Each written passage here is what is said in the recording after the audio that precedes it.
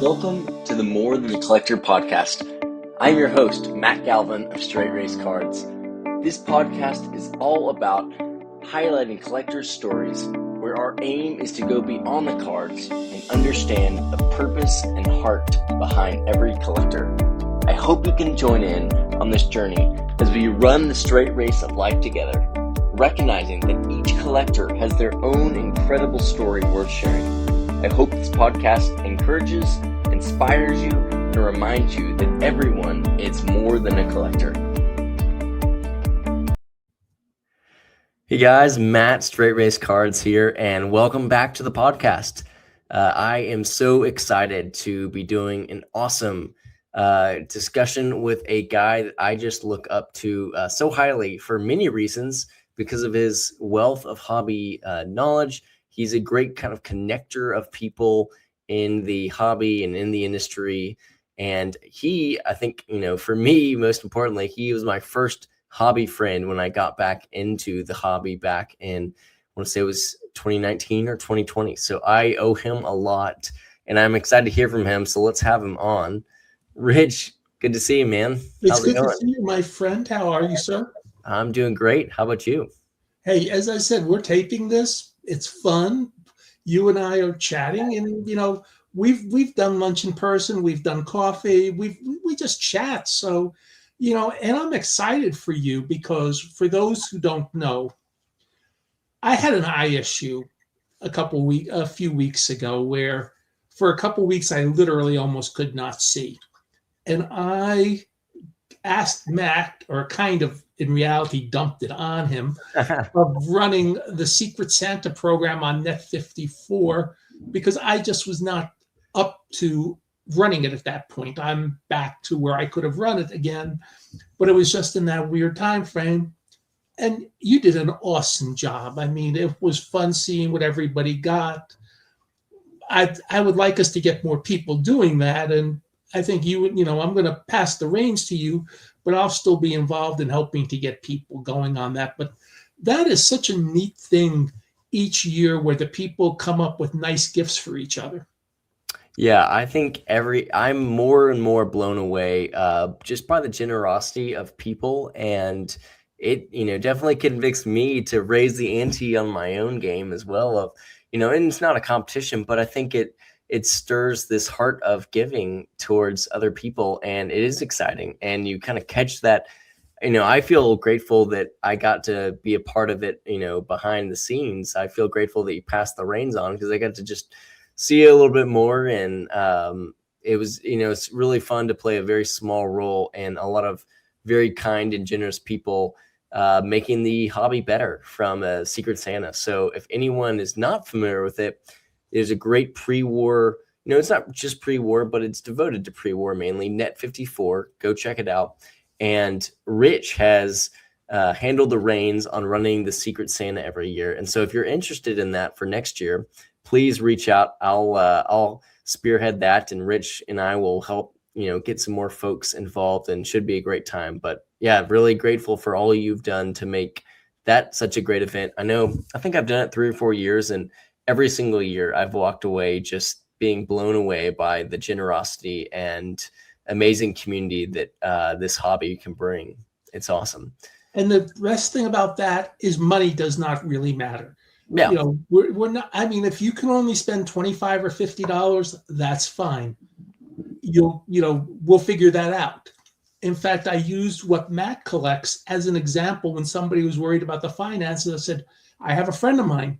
He's doing 56 Topps Hall of Famers, but he's also doing a Rangers flagship collection with his kids. And flagship cards for his kids, there's only a couple left that cost you a few dollars, and most of the rest you need are $1 or $2 at the most. Yep. And so that's you fall in both sweet spots. Yeah, if somebody wants to give you a 56 mantle, you're not going to turn that down. No, I'm in. That sounds great. But if somebody comes up with 100 cards where you share them with your kids, guess what? That's just as good. Yeah, it was a really fun deal for me because I, had just started my 75 Topps Hall of Fame run that I wanted to kind of open 2026 up with. I'm still working on 56, of course, but I just got excited about 75, and so for the Secret Santa, one of the gifts I got a group of it was like 10 75 Hall of Famers. So my run got supercharged, and I would have been just happy if I had just gotten that. But it turns out my Secret Santa had seen a video of me talking about Larry Doby in his 56 card and thought Matt would be a great recipient of a signed Larry Doby ball. And I was absolutely blown away. It was not something that I had even asked for. In fact, what I was laughing about was a few weeks ago, I had 0 signed balls in my collection. None. Not that I didn't have an interest for it. It was not a facet of my collection. And over the last 3 weeks, I went from 0 balls to 5 because I had, a buddy had sent me some Hank Blaylock and a Michael Young and an Al Kaline, and then the Doby got added. And so all of a sudden it was like, man, I kind of like this signed ball thing. These are pretty cool. But it wouldn't have happened without the generosity of great folks in the hobby. And speaking of, on that note, I don't collect much anymore, but I still collect things or accumulate things of people from my hometown or people who went to my college or my high school. We've got 2 now who've played in the major leagues in the last decade who have gone to my high school. So I play with stuff from that. Was that from New Jersey? What? Or is that from New Jersey? Actually, it's from New York. I went to New York. My dad was teaching at a very good private school, and I got to tag along. But we've had 2 players from my high school make the major leagues. Pedro Alvarez, who actually led the National League or American League in homers. I think it was the National League in homers one year. And Harrison Bader, who's had a nice little career for himself. But there's one guy from my hometown who's played Major League Baseball, and that's Joe Cunningham. Joe Cunningham was one of these guys that you had in those days a left-handed, smooth-swinging, good fielding first baseman, perhaps one of the best in my generation, and that was Keith Hernandez. Chris Chambliss was like that. Bill White was like that. There's a lot of guys like that. But Joe Cunningham also finished second in the batting title in 1959 in the National League with a 345 average. And a few years ago, I think I was at the National, and somebody says, I know you collect Cunningham stuff, so I'll just show this to you because it's in my desk drawer. And it's a signed Joe Cunningham ball. That's awesome. And so, so I don't collect the way, I did when I was young, because when I became a full-time dealer back in the day, one of the first things I did was break my collection, A, for good inventory, but B, if that is how you're making your money, you can't be spending money on a collection if you're going to be a dealer. Now, you're in a position, if that ever happens with the job you have, where if you ever decide you need to vest pocket deal or you have extra stuff, then since you're working, it's a side hobby and you can continue to be a collector. Yeah, I would really struggle to, do any type of the dealing side of the hobby just because I've got such a fondness and attachment to the stuff I have right now. I'm like, why would I ever sell? The only time I would sell things in my collection is like I have kind of lost interest in a card, or B, I'm making room for, something else. A couple of examples for me this year is, I had bought a couple of T206 Mathewsons and a speaker, which were great cards, but for me, they weren't the right copies in my collection that I'm like long-term looking for. They were, the Mathewson portrait was, beat to all ever get out. It had a pinhole creases, like the whole thing was creased. It was like, is there any creases? Yes, the entire thing is creased. And I think it's a great card and I cherished it, but I think long term it just wasn't the right Mathewson in my collection. I kind of impulsively bought it just to say I had a Mathewson in my collection. And so it's those kind of cards that I got, and found a new home for. And the great part about that is that money goes back into my hobby spending. And so, it's kind of supercharged my 2026 for collecting, and it's going to allow me to look at other items. And I think the only other thing, and I know I've mentioned this before on my channels, there's an item right now that I'm looking at. Um, I'm not going to spoil the surprise, but I am in negotiations across the pond. I'll put it that way, with for a really cool artifact that would basically require me to sell almost my entire collection for it, and it would be totally worth it. And I know you, in fact, I know you. I remember hearing you have basically gone from having a full collection to zero a couple times, right? Yeah, it's been now 4 times. Four times. Okay, I thought it was Four two. times. The first time was when I got married. I sold my inventory, Yep. and it paid for my wedding and a little bit extra. That's fantastic.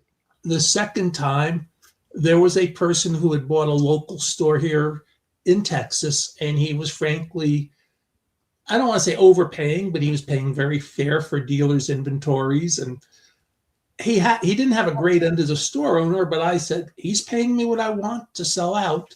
He brought the money, and I sold out. And the last 2 years, I've sold to a friend of mine. At the end of the year, it's right by the holidays, when he comes in for the November Dallas card show. And and I've sold to him the last 2 years, and I've done pretty well with that. I did better the year before than last year, but I did well enough last year. And so it's the last couple of years, I'm getting to an age, I'm old enough to be your father. I'm getting to be an age where I don't want to, if something happened to me tomorrow, I don't want to burden my wife with stuff she doesn't need to handle. So Right. the less I have, the better off I am. Yeah. And I don't have as much stuff as our mutual friend Dr. Beckett has, where he's trying to do 1 to 2% a month. I don't have that much stuff. I can just move it in one shot. He, on the other hand, still has enough stuff. If he had to sell it all at once, it would require a Brinks truck to get everything out of there, the cards and the money. I keep hearing about this 1% deduction in his collection, but then I also hear him talk about how he keeps buying collections. So I'm not sure how the math works out there, but it is maybe that's just the inner collector continuing to hound him. Well, it's working out because he sells stuff on ComC, where I'm still working, and on eBay. And a lot of times, a lot of the stuff he buys, he has a home for everything he buys. And on those rare occasions when he doesn't buy something that fits into one of his windows, it ends up going into a donation bin for me for the money that I use to help fund my synagogue's brotherhood and our charitable causes. So every card he gets ends up in a home, whether it's ComC, whether it's on eBay, or whether it's other ways to do it. He's finding things to do with every card. So every card is designed to have a home. And a few years ago at the National, 2022, he bought a pallet of cards. And it actually sounds weird, but that pallet actually helped him reduce by about 10% what he had. No kidding. Wow. It actually made the eBay lots much better. Okay. Yeah, that makes sense. So it actually worked out. So buying actually works for selling, because if you have X, but then you can make your eBay lot much better at a minimal cost for Y. And he doesn't buy expensive things. He is in the value boxes at the shows, $1 box, quarter box, 50-cent box, $2 box. He's not buying showcase cards.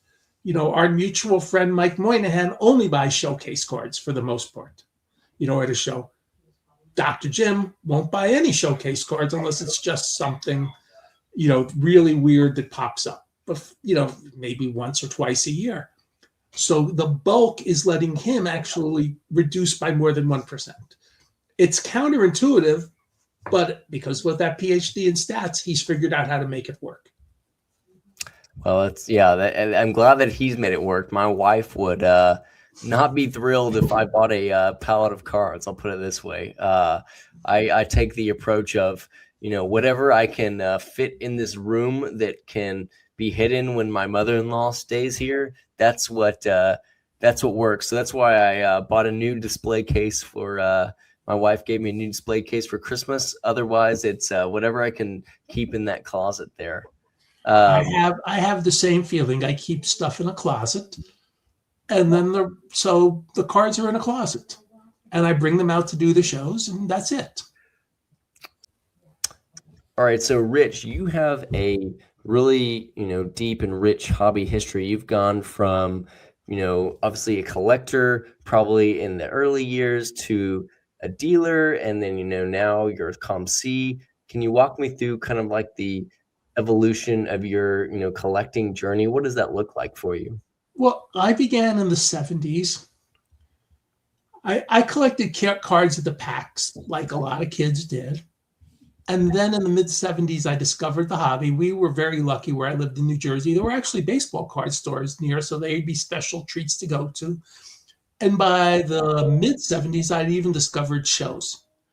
And by 1977, I was actually learning. So I was subscribing to both Sports Collectors Digest, which was every other week, and The Trader Speaks, which was a very nicely done monthly publication. And so I was really learning, because learning is how you collected in those days. We didn't have phones. You had to do it a really old-fashioned way. And I built a very good collection, but I also built inventory. I go through, and my father helped me, but you could buy cards for 2, 3, 5 cents. And so anybody I thought was going into the Hall of Fame and that I could buy for a nickel, I bought. Wow. And so I bought inventory, and then I bought boxes, and I bought packs, because in those days cards were cheap. The barrier to entry to doing anything was cheap. And by the time I became a full-time dealer, I had built a very nice collection. Not everything was in great condition, but I was complete back to 53, and I had 25 high numbers on my way. I did not have Mantle, but I did not have Mantle. I did not have Matthews. I did not have Robinson or Campy or any of the really good high numbers, but I had 25 common high numbers. I may have had a minor star. So I had a really good, deep collection. And as I said, when I became a dealer, because a company I'd been working for was a startup, and it failed for various reasons. The real reason it failed, it was a little undercapitalized for what they were trying to do. And in reality, it was also 20 to 25 years ahead of its time. It was Baseball Reference in 1984. Wow. The world wasn't ready for Baseball Reference or Football Reference or Basketball Reference in 1984. You had to do it was a computer-oriented system, and you could do a lot of stuff on the computer, but you had to end up with it in print one way or the other. So it wasn't really, it was a great idea that just wasn't the right way to finish it. And that was a shame. It was a bunch of kids my age for the most part. And I think our paycheck was $443.44 every other week.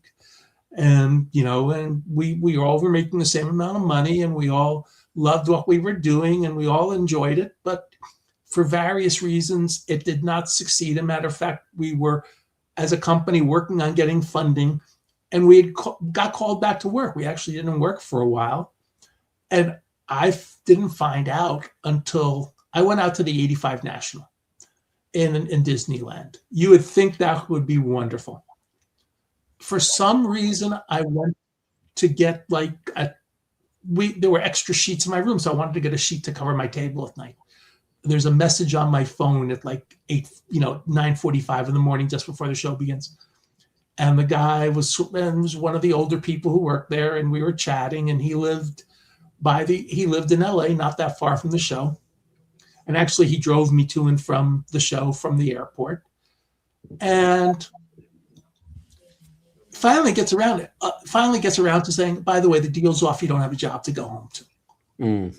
That's tough. Well, at which point I said I had already become a bit of a full-time dealer.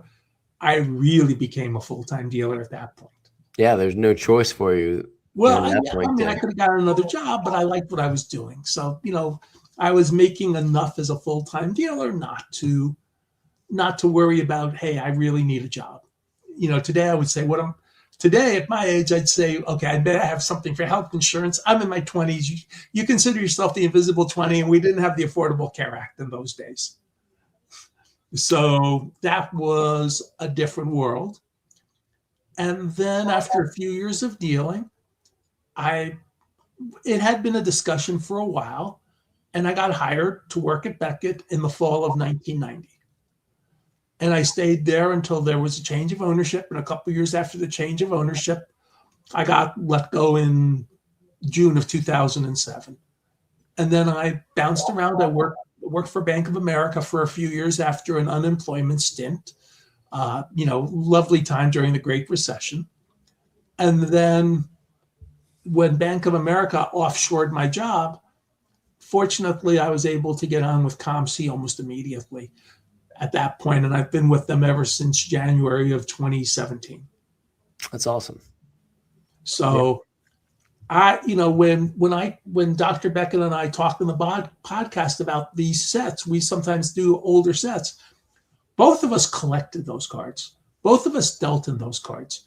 It's not, we dealt in those cards when there were plentiful, and it wasn't like they weren't like, I don't want to say gold, but they weren't like treated like the delicate objects they are nowadays. They were cards to us. So when we talk about that stuff, we're talking both from the actual physical collecting part of it.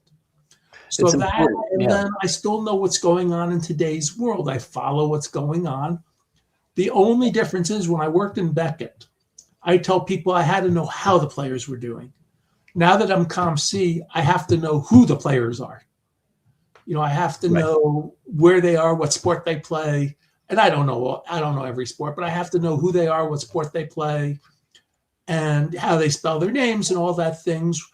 When I was at Beckett, I had to know, okay, is, Joe Kick's the best, center ever to play the game. Russell Westbrook averaged a triple-double one year, a few years ago. In hockey, is Crosby still doing his job? He's he's a nice player still. Who's on the Olympic team? You have to learn all that things because many years ago, the Olympic team, if USA does well, those players are going to spike a bit in price. So you had to know in those days what's going on. Now I want to know who's on the Olympic team because you may see more cards of them on ComC. So would you say, I would consider you, you may not, but I would consider you a true baseball card encyclopedia. I remember we had lunch a few weeks ago, and I was telling Rich about my Rangers project, and I was telling him about he was asking me what cards I needed, and he immediately pulls out. He's like, "Oh, well, I bet you don't have this card and this card," and he was right. And there were some variations. I forget, what set was that? 79 Tops Bumps Wills. He's That's right. listed as a Blue Jay on most of the cards and an Rager on some of them. And it's up to you whether you want to do both or not. And it's a $2-3 card. It's not like it's super expensive. They can be a little tricky to find. But you asked about that, and I said, oh, yeah, that's Bump Wills, and that's why you're having trouble with that one. That's right. So I guess my question to you would be is how did you kind of learn all these little tips and tricks along the way of all these sets? Is that just like kind of years of experience dealing and collecting? I know there's a bunch of people that collect. It's both the dealing, and it's also that I also edited the first 12 volumes of the Beckett Almanac of Baseball Cards and Collectibles. And muscle memory, you look at, that, so I went through 1996 to 2007. You look at those names every year, and then I would also look at them as I was just making sure the prices were right and all that. So I saw them in print, and I'd see them on the computer. So I probably saw every name in the almanac 5 times during the year. And so you get muscle memory on that. And as a dealer, you know what's tough and you know why it's tough. And if you know what's tough and what's not tough, or what's tougher, then you know when you go through the value boxes. I buy older stuff in the value boxes that I'm comfortable with. And right. I usually, it's either price point or I know it's tougher. And I'm not always right, because not everybody wants to buy at the price you want to sell the tougher cards for.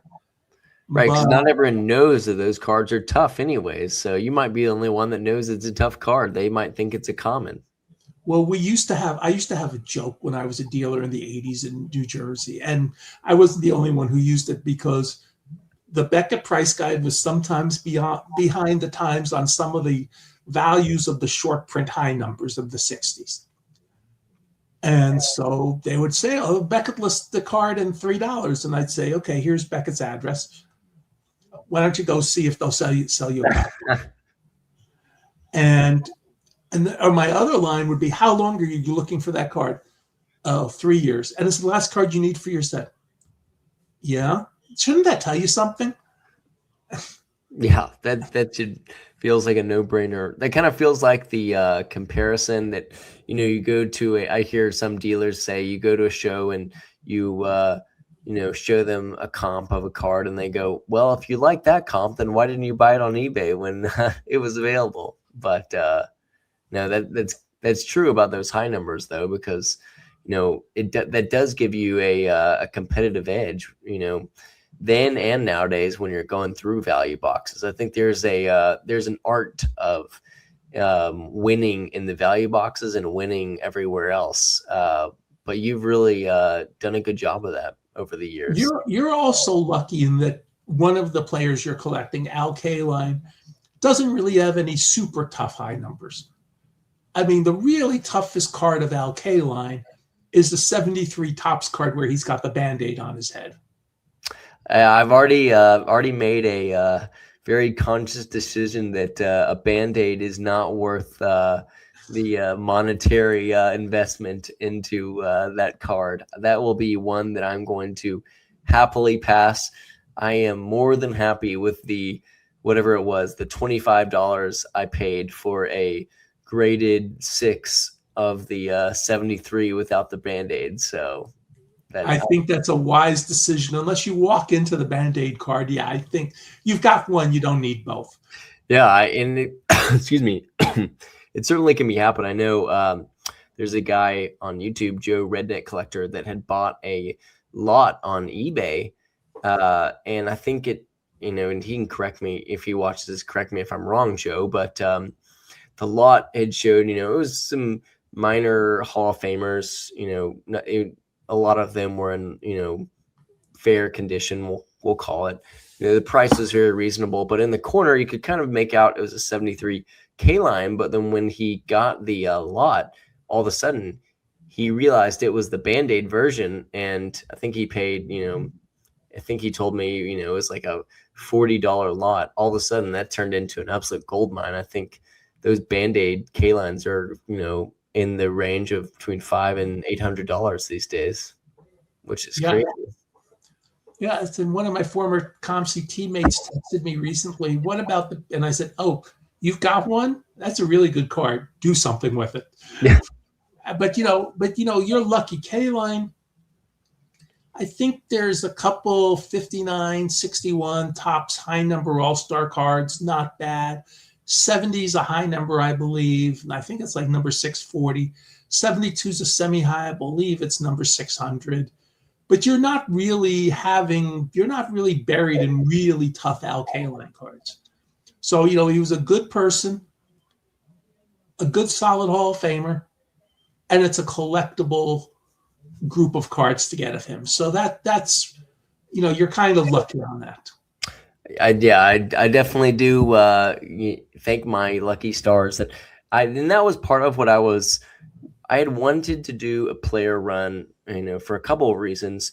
The first part of that, the first facet was I wanted to study and collect a player that had a great story and was a great man of character. So as I searched through those, Al Kaline fit the bill. But then part of that was I did want something that would not break the bank. So, sorry, Roberto Clemente rookie, you're gonna have to hold out for later.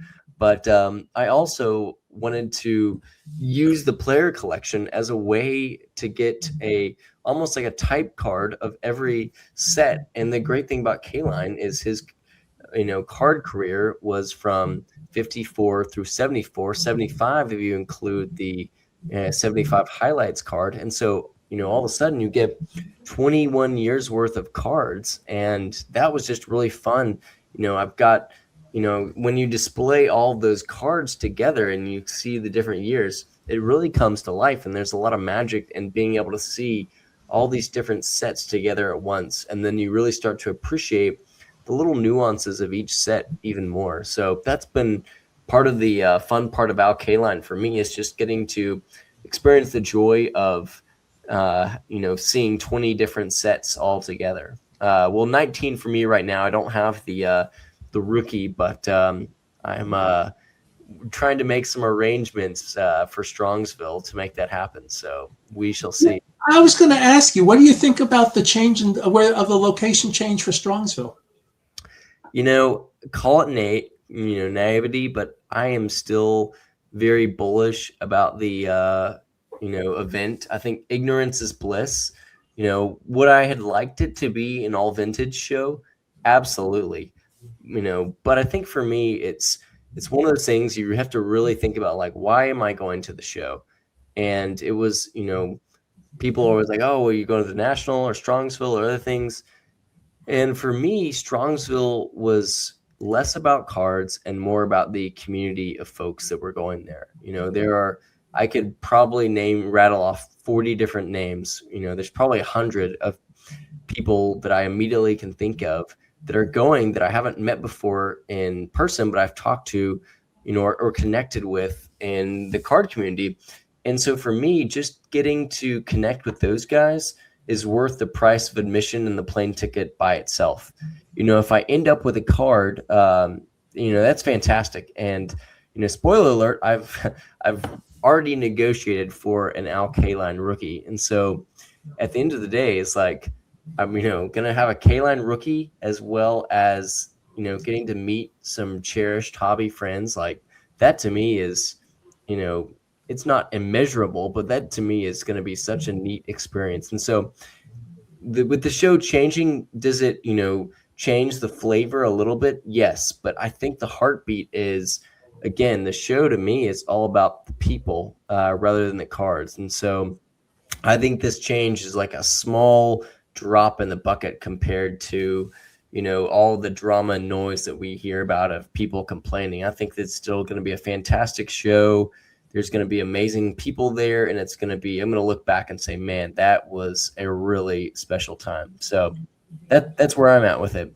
Well, I agree with you. You live 30 minutes away. I live 10 minutes away from the Dallas Card Show. I go there. I go to just about every one because it's so close. And it spans 700 tables in 4 days.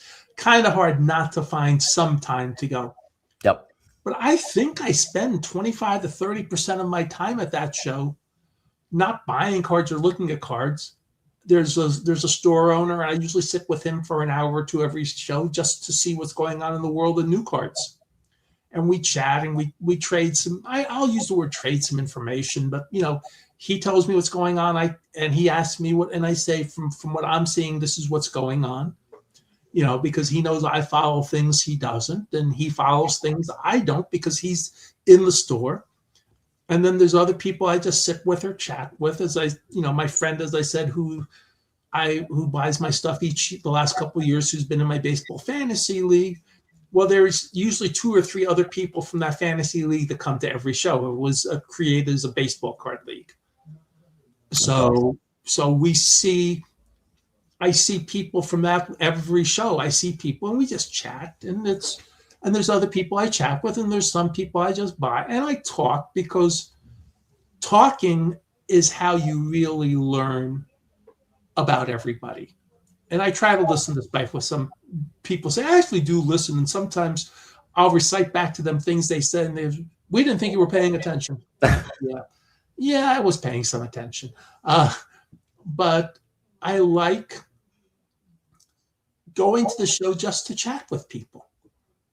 And there are people I chat with I don't spend anything with, because what they have is nothing I do. And that's okay. And there are other people I chat with as I purchase, and there's other people I chat with, as I said, to chat with. And there's some people I don't really chat with, I just buy from. And it's okay on all those levels. But it's the same principle you're talking about Strongsville. And I went to Strongsville, I think it was 1992. So, been there, done that. And it's the Sure. same show 33 years later. Yeah. And I think, Like a different location. and what, what you're talking about of, that community that you're, you have when you go to shows. I think it's kind of funny that we're talking now because, excuse me, lose my voice here, but when I started collecting and I was involved in that 54, and I was like, it's great, talking to people on this forum and stuff, but I knew I was missing something. And so, part of the reason we met was just this. I had this urge and this like kind of desire of like, man, my hobby is not going to go to the next level unless I really actually connect with some more people. And so you graciously accepted my Net 54 message, and you were willing to meet a random stranger up for coffee. And it would be an understatement to say that that's transformed my hobby community. And I'm so grateful and so thankful for you just taking that invite and helping me find hobby community. And I'm really grateful, Rich. So it means Well, a I lot. was working in my office in those days. I'm now working from home. And I had never actually been to the coffee shop, which was all of 50 steps. I'm saying 50 steps, maybe 300 steps away from my office. It really wasn't a hard commute. That's awesome. And Mrs. Frog is a really good coffee shop. If you're ever in the Waters Creek Shopping Center, I heartily recommend going to that coffee shop.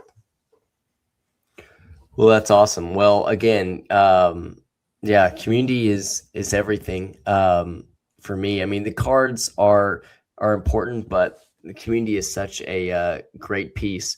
Any other like words of wisdom or things you can think about in your hobby journey that has impacted you over your years of collecting? Well, I skipped on this, but as we're chatting, I also used to run a monthly show. Now I just run a show for my synagogue, and it's a much smaller show than it was pre-pandemic because we moved to a new place. And the old show was a 45 table, 3-ring circus show. I also did a monthly show at a hotel that really doesn't exist. It's boarded up now. Yep. So that's kind of hard to use that location. And when I realized I could do a 20 table synagogue show, actually the first person I spoke to other than, hey, we can do this, I went to talk to Kyle Robertson, who runs the Dallas Card Show. I said, Kyle, I want to bring back the synagogue show. I want no part of running a monthly show because it's a lot of work. And, there was still some COVID leftover stuff at the time. And Kyle's been a very good supporter of the show and so have other people, and have been very blessed to have it. And when I was running the show, it was A, I loved seeing what people bought, but B, I wanted to see what they were buying. Hey, did you buy something good? What'd you buy? Also to make sure I was having the right mix of dealers and collectors coming in the door. And I always wanted to know what's going on. And I was meeting people and people liked coming. It was a relaxed way to spend a day or two. I didn't want to be the high pressure show. I wanted to be the more relaxed show, walk around, chat with people. We had some dealers who had insanely good value boxes in those days, and that's okay. And we had other times I'd have really good vintage guys. I was actually known as the vintage card show. And a lot of those guys occasionally do 1 or 2 shows a year. And I was also the starter show in a lot of ways for people who was doing the Dallas Card Show. Do my show first, get your feet wet, and then go do Kyle's show. Which was Yeah, a dramatic. little more, he had it at the Hilton Garden in Frisco. And it was a little more cramped, and it was a little tougher to do. And I say, do my show first, then do his show, because once you learn the mechanics of doing the table at my show, then you'll be much better off for his show. And so it's kind of fun. And something else I do now, and I started doing this so I actually would know where I'm going. And I did this for me, and I've expanded it, and I'm doing it for free, basically. It takes maybe an hour or so at the beginning of the month, and then maybe 20, 30 minutes each week. I do a weekly newsletter for the DFW area, and I'm expanding it a little, and I'm doing some small expansions of it. But my basic purpose was I wanted to know where I was going to do what at any given time. Because I started realizing I don't know what show's coming up this weekend. I have a good mailing list. I have 1,000+ names, or actually 1,300 names, about 900 active. And I have a really good mailing list. Why don't I just use it so I know what I'm doing? And I try to add people as I go, and it's fun for me to do because it keeps me connected to the DFW community as well.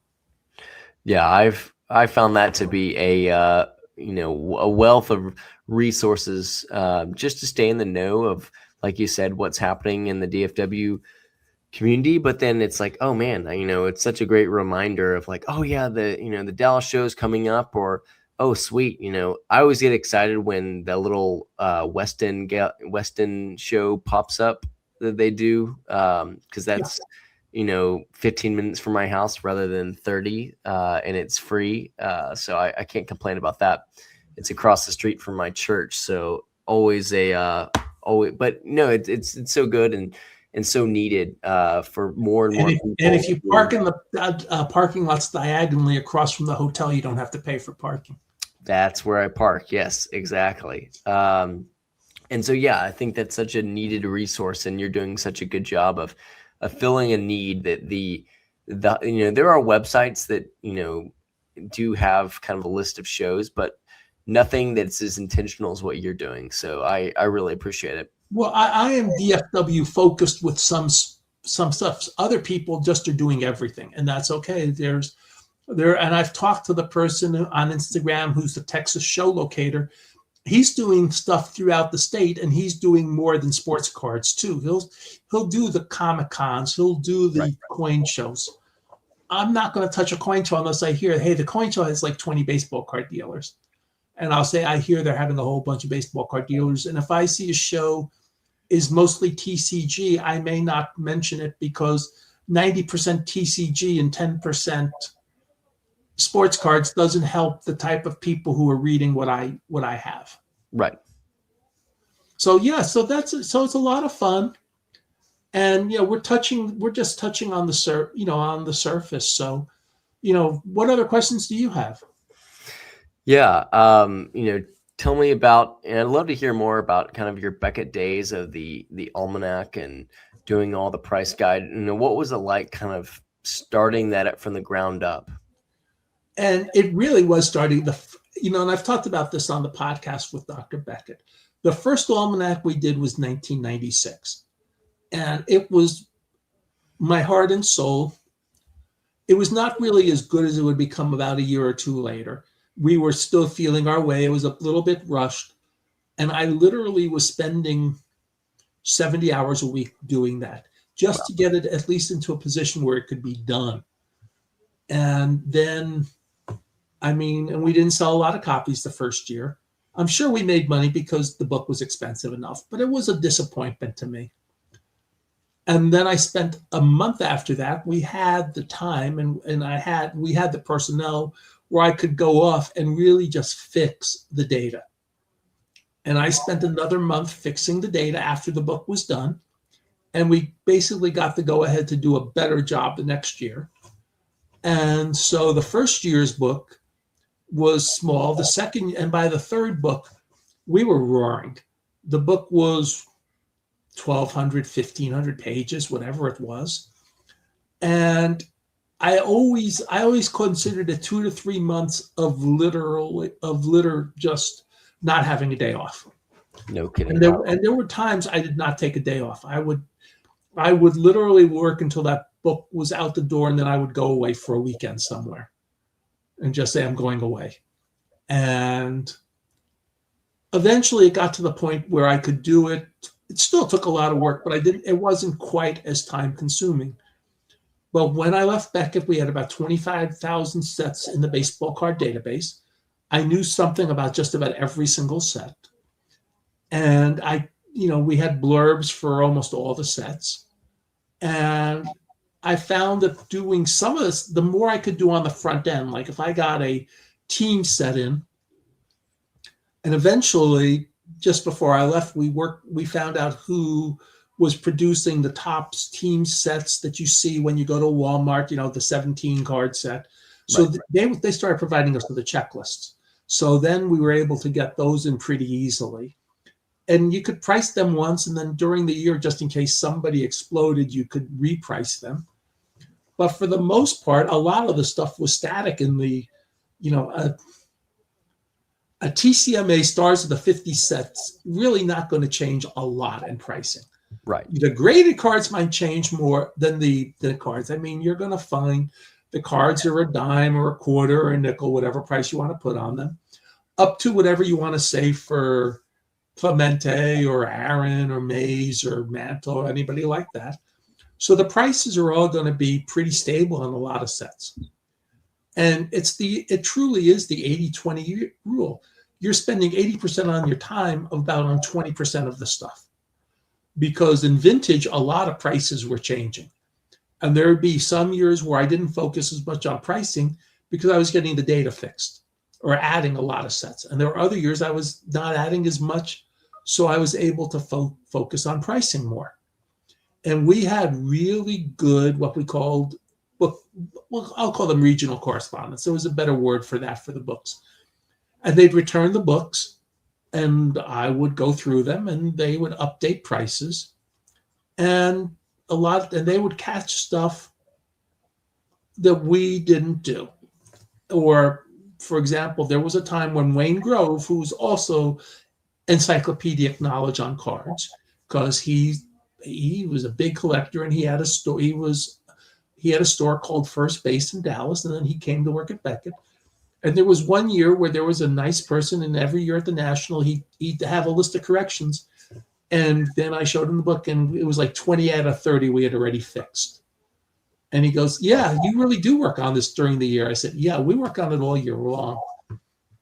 And so as things came up, I fix it. In fact, I still do some of that in ComC as I find stuff. In fact, there was one of my teammates in the remote ID area found a variation in the post serial. There was a really cool variation that I had not seen noted before, but hadn't quite finished, didn't quite phrase it right, and didn't quite get everything in.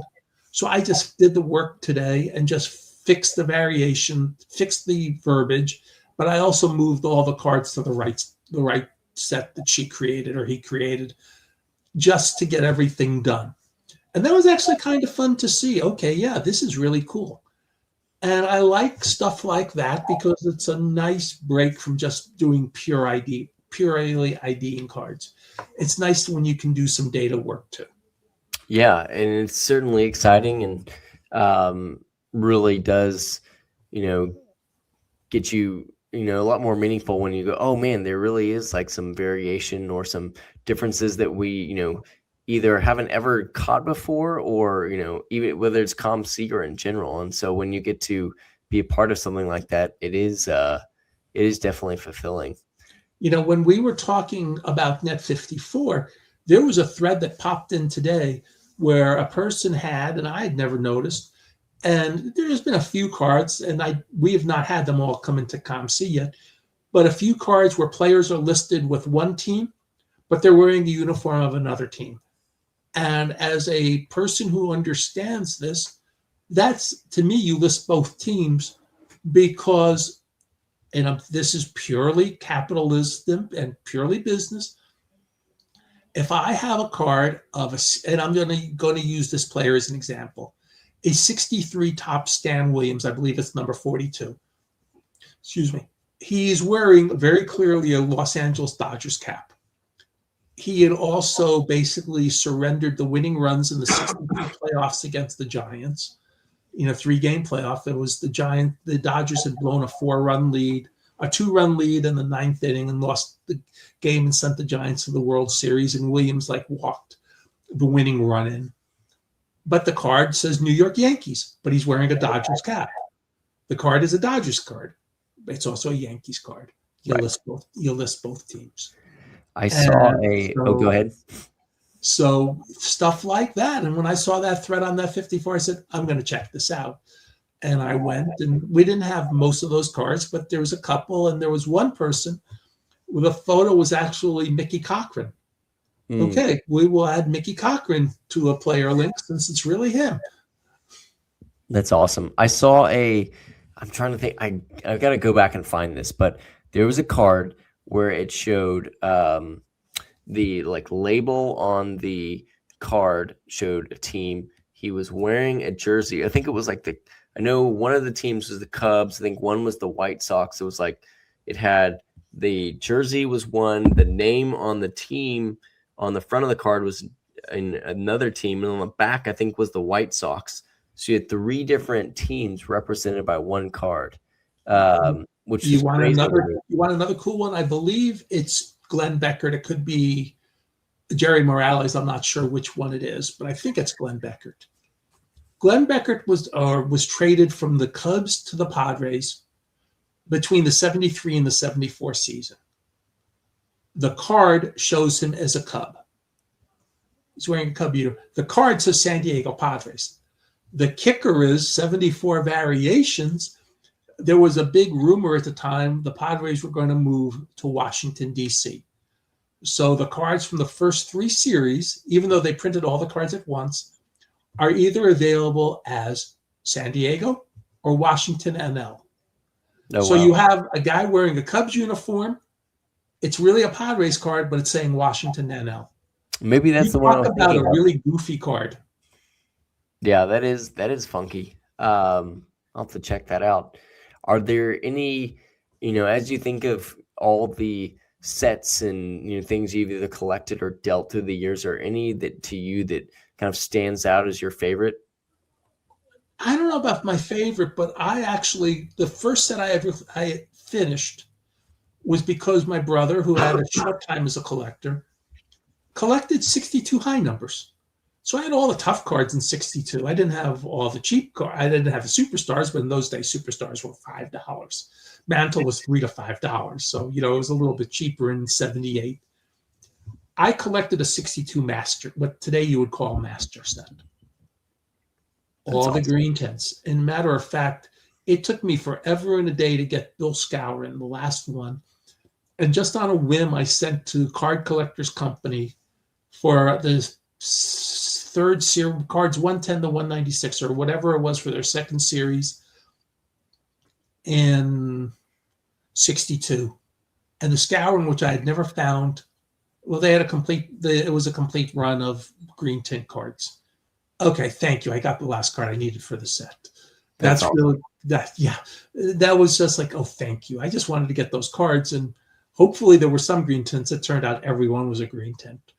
But 62s, I love 62s. Also have that funky card number 139, where you have the Babe Ruth card, but somehow Topps goofed up and put Hal Reniff as card number 139. So you have all these Hal Reniff cards where it should be Babe Ruth. So even, to this day, Topps sometimes still has number errors to this day. Last year, the second series card had a backup Braves outfielder. I think it's like Weston Walker is his name. And the card number is something like 494, 496, or what it should have been, except they originally printed the card ATL-1. In other words, the card he would have been in the team, in the team set you get when you go to the supermarket, you go to Walmart. Well, that was the card number they gave him. So Topps there's always been something. And I always tell people, I'm not Pollyanna, but I'm telling you, this has been going on for so long. I don't think Topps does that deliberately. Human beings make mistakes. We talk about mistakes. There was one year, and I've told this story, so for those who have heard this story, please forgive me. The second or third year we did the football book, did most of it, and Jim didn't have to do it anymore. We missed the letter S in the football price guide. That's tough. That was tough. We got the letter S in. We got it as like a thing. The book broke even because that having to do the extra press time cost all the profit from the book. We were still making good money in those days. But it taught me such a good lesson that, you were asking about the almanac.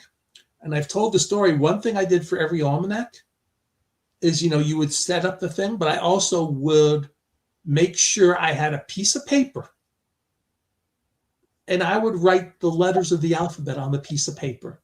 Okay, did I get the letter A proofing? Yes. So I got all the athletic sets. Did I get the letter B proofing? Yes. I got all the Brave set. I got the letter C. I got all the Cubs sets. I got the letter T. I got all the top sets. I would make sure that I would mark off that I had seen a letter from every letter of the alphabet in doing the almanac. I mean, it was such an old school way of doing it, but this way I wasn't taking any chances in missing a letter of the alphabet. Yeah, that's important. I'm glad you were going old school on that. I know for me, I mean, I still feel like I am a new collector, and in every sense of the word. I mean, only being, this is the beginning of year 6 for me in the hobby. I still feel there's still much to learn, but a couple weeks ago I had gone over to Mike Moynihan's house to help him put together some of his binders on his sets, because he's trying to basically binder every top set that's ever existed, which is a crazy project, but pretty cool.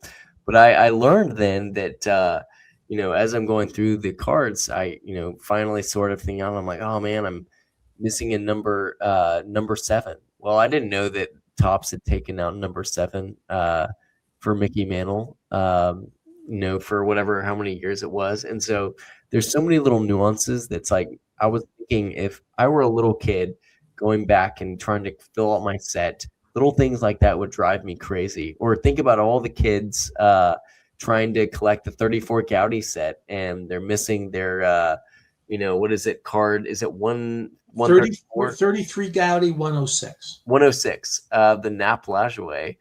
And, I think the story goes, it's like all these angry mothers like wrote in, they're like, my son's missing this number for his set. And then they ended up like sending them some Nap Lajoies, and that's how the card came to light. Which is hilarious to me. Well, what's interesting is when I started, that was really one of the key cards of the hobby. It should be, but I don't think it is as much. It's not anymore. It's still a very good card, but it's not one of these cards where, okay, do you have a Lajoie? It was for a lot of people, do you have a Wagner? Do you have a Lajoie? Do you have the 52 Mantle? Those were like the benchmarks. You have those, you have something. Now that card's not quite on that pantheon anymore.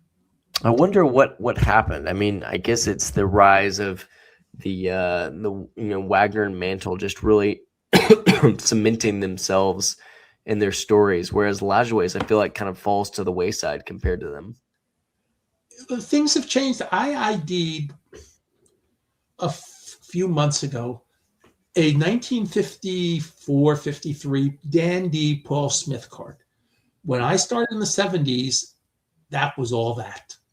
It was a card that, because most of the people who dealt in the 70s were collectors, that they sold their they would buy these big collections and they sold their duplicates, and they'd make good money selling their stuff, but they were also looking to, they would either trade or they would buy the things. They would sell stuff so they could buy stuff they needed for their collection. And the Dandy Paul Smith was a really tough card. Now, because the price of any Dandy is so expensive, you're not chasing the whole set anymore. And since you're not chasing the whole set anymore, you're not chasing the scarce single. Right. So I don't understand what happened to Lajoie either, but it's not what it was.